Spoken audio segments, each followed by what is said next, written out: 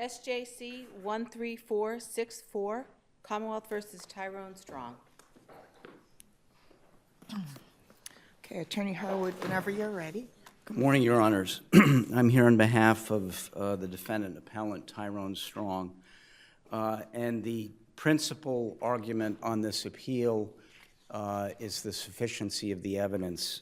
This is a case, and I will deal with the evidence at some length because that's the bulk of the argument here. There were 4 men charged with felony murder. The underlying felony was armed robbery. It's important to note at the outset that Mr. Strong was the only defendant who was actually convicted of this crime. One of the defendants, Mitchell Rivera, was dismissed from the case on a motion that challenged sufficiency of the grand jury evidence. The other 2 men, Tony Ancrum was acquitted by a jury. Giovanni Rivera, the brother of Mitchell Rivera, was also acquitted by a jury. And so I think it's important. Were those last 2 trials separate, or were Yes. they tried together? Okay, so 2 Cases trials. were severed, and there were 3 separate trials. One in September of 2016, that was Ancrum. He went first. He was the driver of the vehicle that was in question. Rivera was dismissed on a motion in February of 2017. Then Tyrone Strong went to trial. He was convicted, and then Giovanni Rivera went to trial, and he was acquitted. The same judge allowed the McCarthy motion? That was the trial judge? Yes.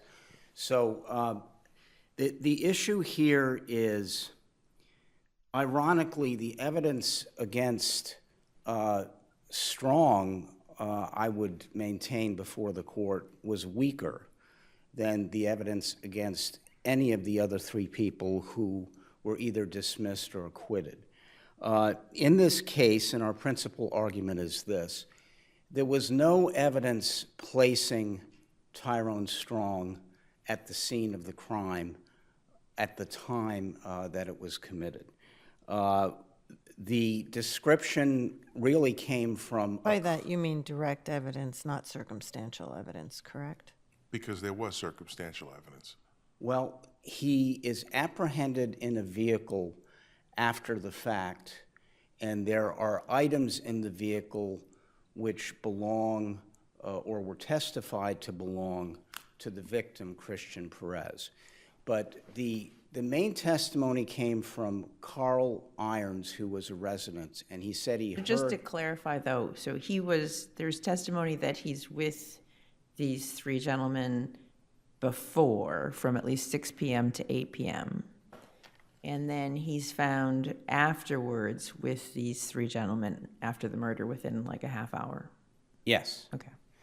And there's evidence that he came with them from Boston, is that correct? that's a little more vague, but there is evidence from witnesses of him being in an apartment in Fitchburg with the other 2 gentlemen. But at least as to the placement at the scene at the time, there's testimony from the trooper about the sand that's caked on the sneaker that's consistent with the area where the shooting happened.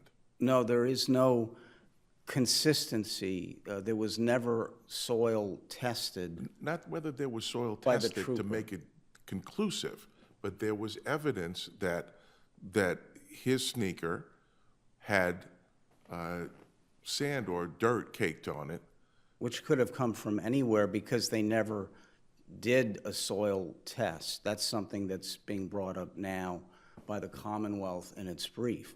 What they didn't have is the main witness, Carl Irons, said that he heard shots, went to his window, saw 2 men with do-rags, and those presumably were the people who were the shooters. When they apprehend and stop a green Cadillac, not a red, because Well, that's irrelevant, that it's a green versus red, because it's clearly the car that's involved in the shooting. So the fact that he says red and it's green is really a red herring. When they stop the green Cadillac, 2 men have do-rags. One is Ancrum, who's the driver of the vehicle. The other is Mitchell Rivera, who is in the back right seat, who also has a do-rag. Tyrone Strong is in the back passenger seat. He does not have a do-rag. Giovanni Rivera is in the But we don't know who the shooters are. This is a joint venture and a felony murder, correct?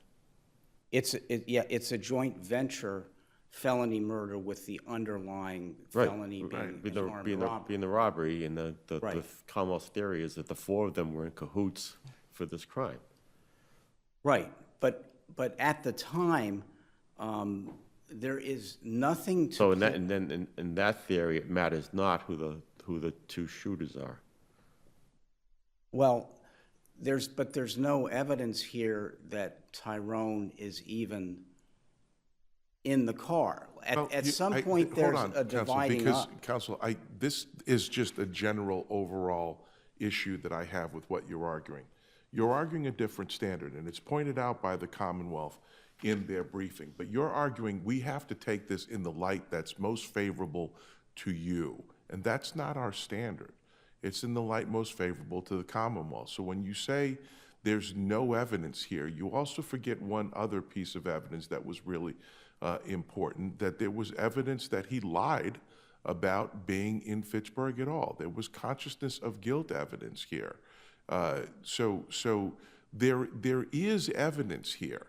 So I guess we're really looking to you as to where's the sufficiency argument here, because there is all of this. So I'd love to hear on that, where you come down on that. Where I come down is there's nothing placing him at the scene.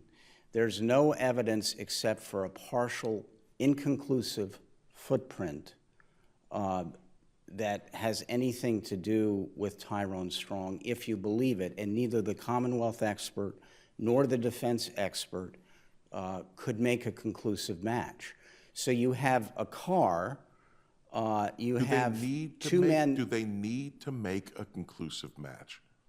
Yes, they have to place him at the scene, which they have not done. By their theory, Mitchell Rivera was calling from another location. There's no evidence that this print was left at the time that the crime took place. But at there was 8:37. evidence that it was left at a time when three of the fellows were there together. But there's no evidence. There are other inconclusive footprints near shell casings. Can I just ask you about the footprints, though? Isn't it, and just, this is a factual question. I thought that there were 3 footprints that were matched to the exact brand and size of 3 of the 4 people found in the Cadillac.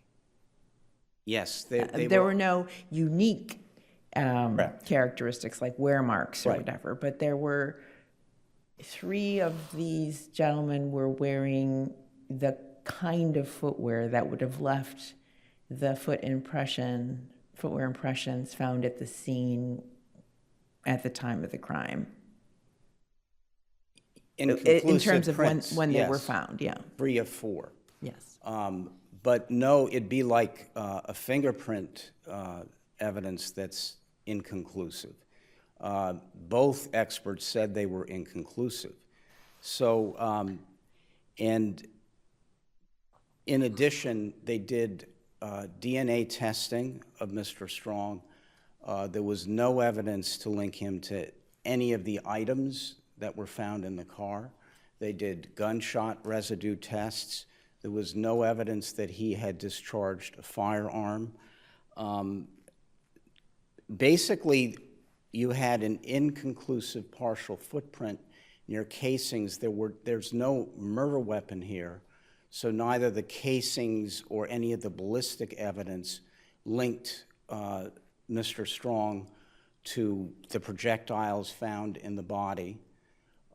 So what you really have is you have him being seen in the company of others before the crime, and you have him after the crime in the car where stolen items are found. And you also have conflicting evidence And because in that car, there were 3 firearms found? 3 firearms, all of which were tested, none of which matched any of the And projectiles. tell me about the ammunition found in the car as well. Ammunition, again, none of which matched any of the casings at the crime scene. Was there anything about the brand of ammunition found in the car that matched the type of ammunition that was used? No. In Nothing. fact, if your honors look at volume I 5, thought they were the same brand of ammunition, although it wasn't traced back to the particular. I don't believe so. There's a stipulation entered into at the beginning of volume 5 of the trial transcript concerning the lack of ballistics match. Maybe I have the fineries wrong, but the stipulation was basically a concession that none of the casings or projectile were matched to Well, they any of weren't the guns matched in to the a car. gun that was found, but they matched the brand of the Ammunition. It is this- ammunition in the, Ficochi brand name. Yeah. Was the same. Correct. As was in some of the rounds of the casings at the scene with this particular brand as well.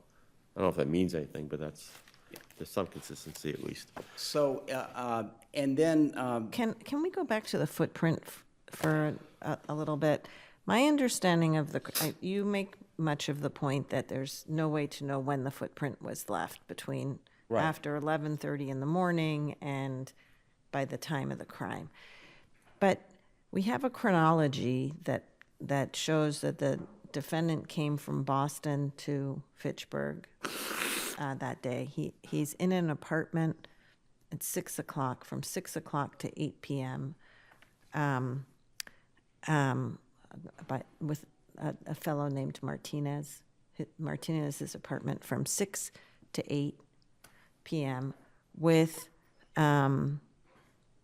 Ancrum and Mitchell.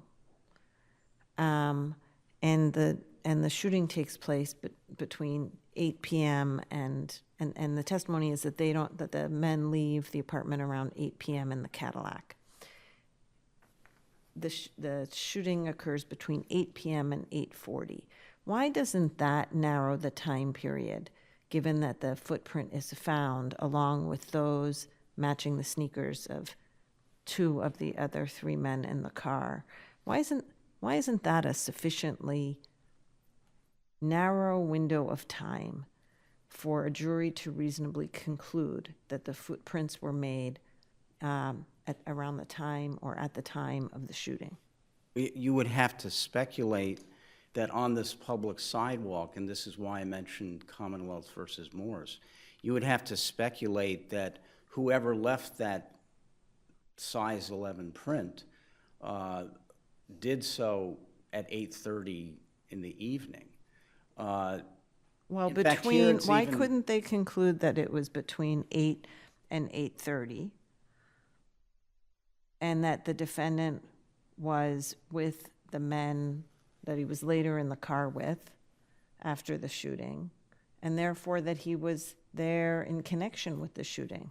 Because you have nothing placing him, there's no description of anybody even resembling him at the crime scene. It's not like Commonwealth versus Morris is the clown mask case, where they find a clown mask right in the scene, and it has a conclusive, not an inconclusive fingerprint. And this court found that's not enough. You have to show that the print was left on the mask at the time of the crime. But here we have evidence of the defendant's whereabouts for a large chunk of the time that you say is pertinent, 11:30 in the morning till the time of the shooting. And with that evidence, it's narrowed down to a half hour. So why doesn't that distinguish this case? Because that could have been left at any point after 11:30 in the morning. He could have been there Only before. by virtue of the weather, not by virtue of the defendant's whereabouts or these or the four men in the car's whereabouts? You would have to speculate, though, the jury would have to speculate that he was there at that time in the absence of any evidence of a description, even general, that places him there. That might be true if the other two footprints weren't there. But tell me why that's sheer speculation when the other two footprints are also there. That is, what are the odds that three people with the same kinds of shoes and the same size of shoe all were at this sandy sidewalk at the murder scene? It's a public sidewalk, and you have the wrinkle here that they're not always all together according to the Commonwealth's evidence. Like And can we add? phone calls and he's sitting, But we get the pickup and the drop off in the Burger King. but it's speculating that this defendant was with them and not with Rivera earlier at the same scene.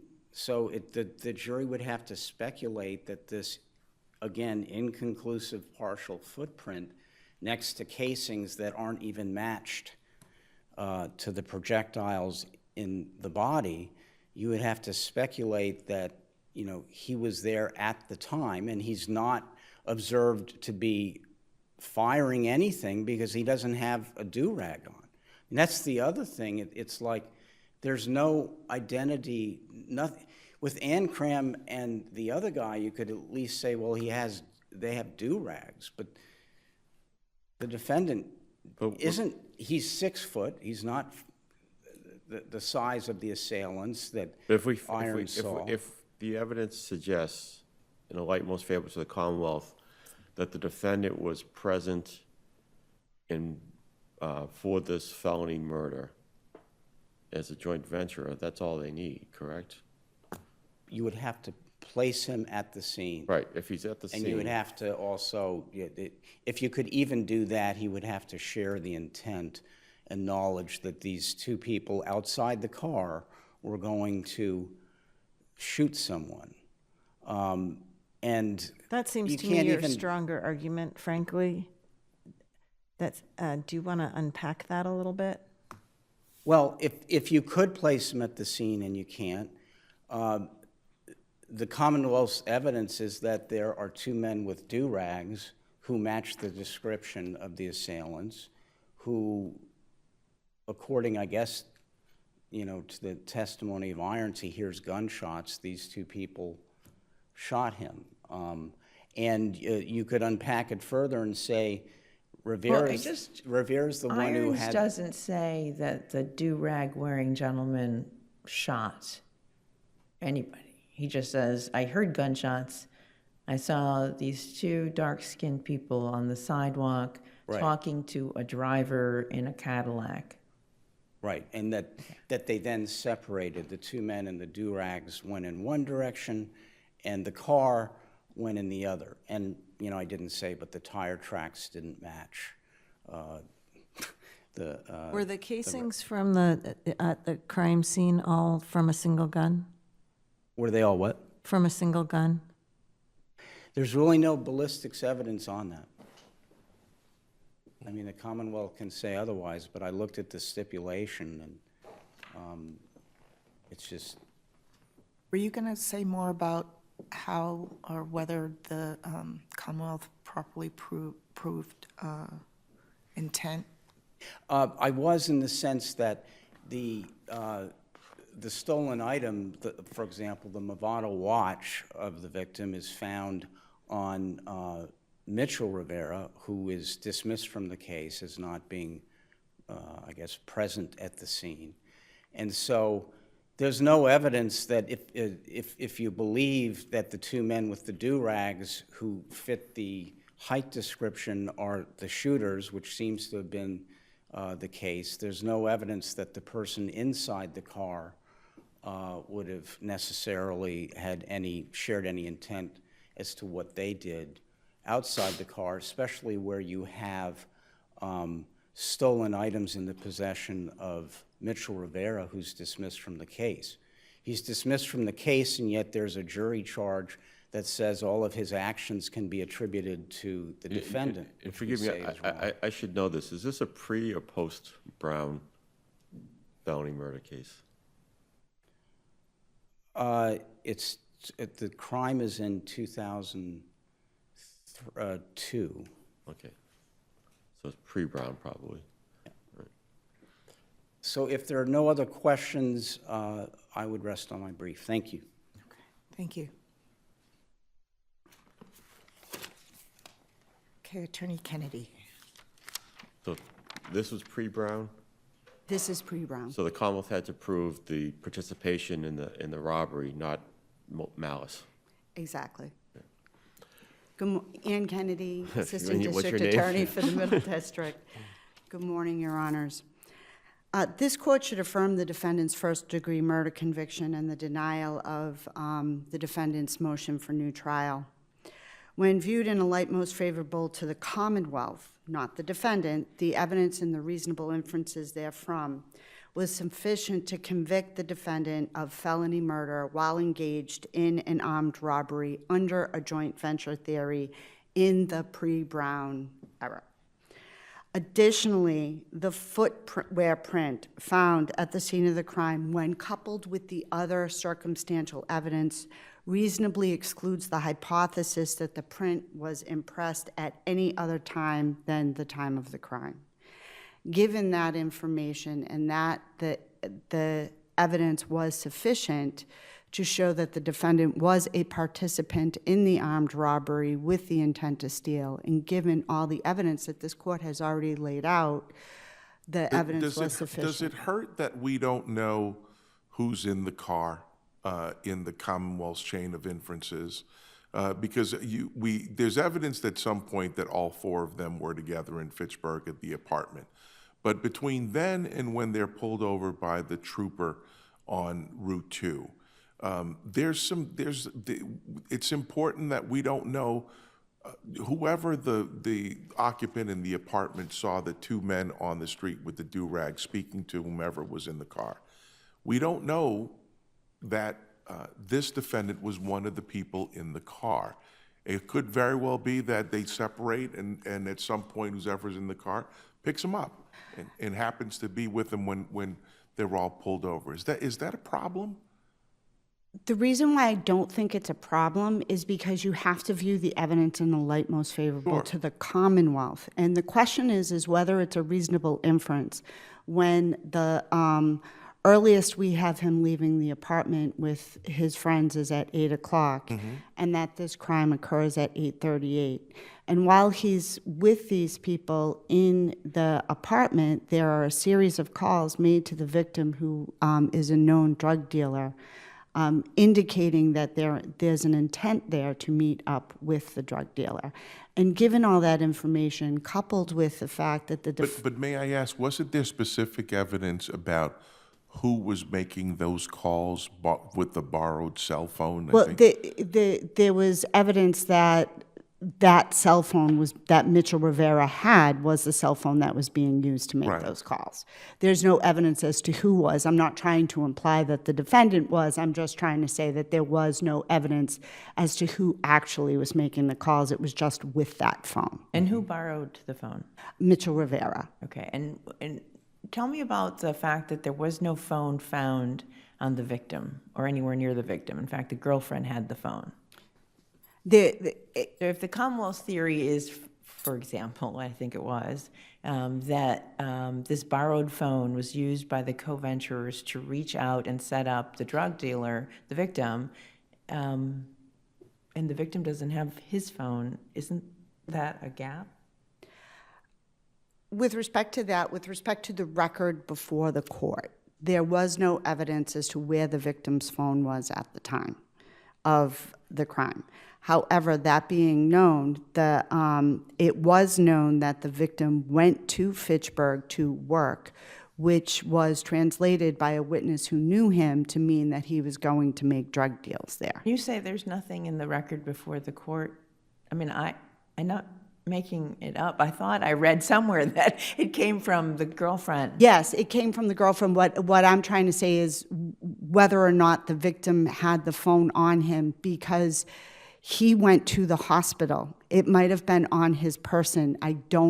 That's what I'm trying to say is. See. So I it's looked possible at that it the when, victim had his phone. exactly. When you were discussing it, my thought is that the victim probably had his phone, and when they gave the victim's personal effects to his girlfriend, the phone might have been with the victim at the time. Can you tell me about the McCarthy motion and the granting of it? Certainly. What happened in this case is Judge Tucker, who was also the judge in this case, granted the McCarthy motion basically because Mitchell Rivera's footprint was not one of the footprints that was found at the scene. Or a match. I shouldn't say the actual footprint, because we know that it wasn't an individualized footprint identification. It was a classic footprint identification. And Mitchell Rivera's footprint was not at the scene. And, or anything that matched his footprint was not found at the scene. It was Giovanni Rivera's, his brother's print was there, Ankram's print was there, as well as Tyrone Strong's print was there. And so despite all that circumstantial evidence that Mitchell placed the call, borrowed the phone, was with them until 8 p.m. at least, you're saying the McCarthy motion was granted because that all that evidence lacked probable cause in light of the footprint? That's what the judge decided, yes. And the judge did decide that, which is an interesting twist as well, that he did believe that Mitchell Rivera had was a joint venture in the armed robbery. He was not a joint venture when it came to ultimately what happened with the victim and the defendants in this case. Counsel, can I just go back again, because Justice Wolahojian just pointed me out to what was my issue about the car. What she reminded me of was that there was testimony from the trooper where he was specifically asked whether or not this defendant ever said if he got out of the car at any point that night. Yes. And his answer was unresponsive. His answer was, I don't think he ever got out of the car. Yes. It wasn't whether or not the defendant ever indicated and made an affirmative statement that I didn't get out. So again, I go back now to the same question about how do we know, is this enough, even in the light most favorable to the Commonwealth, that this defendant was in the car at the time of the murder and not potentially picked up between when the murder happened and when they got stopped on Route 2? Because the footwear print that was found at the scene. The footwear print that is the same, it was a sneaker, it was the same brand, it was the same style, and it was the same size as the defendant's shoe. Couple that with, as Your Honor already pointed out, that there was sand in his shoe. Then you add, as Justice Wentland pointed out, that there were 2 more people in that car with the same footprint. The issue is he was there. The question is, between 8 and 8:38, is that a sufficiently short amount of time for the jury to reasonably infer that that print was made at the time of the crime? And the Commonwealth suggests that when viewed in the light most favorable to the Commonwealth, it is. Thank you. Does that answer your question? It does, thank you. Thank you. And the evidence of shared intent to commit the robbery? I would like to discuss that. I know my brother does not raise that issue in the brief, but I know this What's court... a 33E issue? Yes, I was just going to say, I know this court, pursuant to its authority under 33E, may address it. And I think you need to look at not only what happened before, but also what happened after. When the police were pulling this car over, and they pulled this car over within a half hour, 45 minutes of the crime, they were ordering the occupants of the Cadillac to comply because they issued a felony stop. They were asking them to comply, roll down the window, put the keys on the hood. It took them 3 to 4 minutes to do that. In that 3 to 4 minutes, they see the two men in the back seat messing around with the back seat. And well, I shouldn't say they saw them actually messing around with the back seat. They were ducking, they looked like they were pulling things, they were doing something. They go, the defendant is sitting behind the driver. That seat is askew, and what is under that seat? 2 loaded firearms, 53 grams of cocaine, and within the car are all the items, specifically unique items that the victim owned. It was the inference that the cocaine was stolen from the victim? Yes, there was no cocaine found in the Acura. He was going to Fitchburg, as we know, to conduct drug deals, and there was no cocaine found, or drugs found in the Acura. And there were no drugs in the victim's system when the toxicology report came back as well. Was the cocaine and the firearms, were they under the seat that the defendant was using or Mitchell's seat? It's my understanding they were under the seat that the defendant was using, the driver's side. I could be incorrect in that, but my understanding was that that's where they were. If you're incorrect, what, does it matter? No. Okay. It doesn't, because they saw the two men in the back seat basically hiding. What you can reasonably infer that they were hiding these things from the police. Can you talk about the, I'll call it the ballistics evidence, clarify the link between? They found numerous casings at the scene. The casings that they found at the scene, some of them were, and I apologize if I don't pronounce this correctly, Fiocchi brand or Fiocchi, I'm not sure which way to pronounce it. They found those. The firearms two of the firearms that they found in the car that were loaded had that same brand of ammunition, suggesting, again, another connection to this defendant and the crime. But of the 9mm casings at the scene, there's no evidence that 2 guns were involved. All we know, there were just 7 Yes. casings. Yes.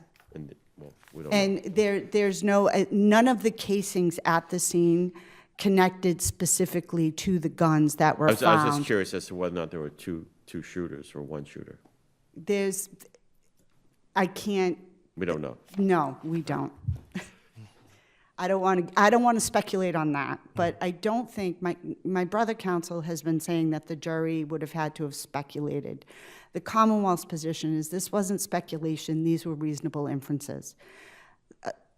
First-degree murder, felony murder can be found through circumstantial evidence, and this is the case where it was. If the court has no further questions, the Commonwealth will rest on its brief.